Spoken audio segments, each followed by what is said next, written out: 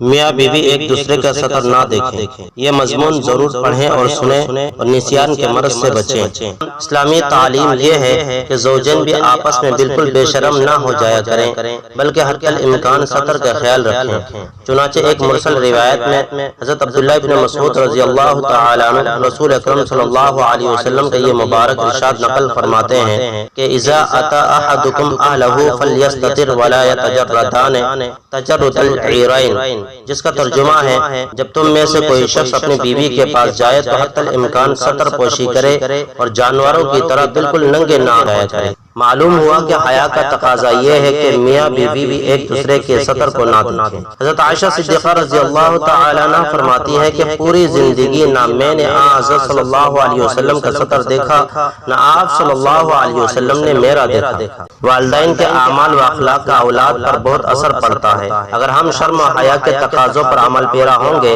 تو ہمارے اولاد بھی انہی صفات و خصال کی حامل ہوں گی، اور اگر ہم شرم و حیا کا خیال نہ رکھیں گے تو اولاد میں بھی اسی طرح کے خراب جراثیم سرایت کر جائیں گے۔ آج ٹیلی ویژن کے پردے پر ننگے اور انسانیت سے گرے ہوئے مناظر دیکھ کر ہمارے معاشرے میں ان کے نقل اتارنے کی کوشش کی جاتی ہے، اور اس کا بالکل لحاظ نہیں رکھا جاتا کہ ہمارا رب اور ہمارا خالق و مالک تنہائیوں میں بھی ہمارے اعمال سے پوری طرح واقف ہے۔ وہ اس بدترین حالات میں ہمیں دیکھے گا تو اسے کس قدر ناگوار گزرے گا۔ اس لیے اللہ سے شرم کرنی ضروری ہے۔ یہ شرم و حیا ہی ہمیں ایسی بری باتوں سے بچا سکے گی۔ علاوہ عزیز سطر پوشی میں لاپرواہی کا ایک اور نقصان حضرات فقہاء نے لکھا ہے کہ اس کی وجہ سے آدمی پر بھول اور نسیان کا غلبہ ہو جاتا ہے اور ضروری باتیں بھی اسے یاد نہیں رہتی۔ علامہ شامی رحمہ اللہ تعالیٰ فرماتے ہیں کہ بھول کی مرض پیدا کرنے والی چیزوں میں سے یہ بھی ہے کہ آدمی اپنی شرمگاہ سے کھیل کرے اور اس کی طرف دیکھے۔ شامی کتاب الطہارات۔ بہرحال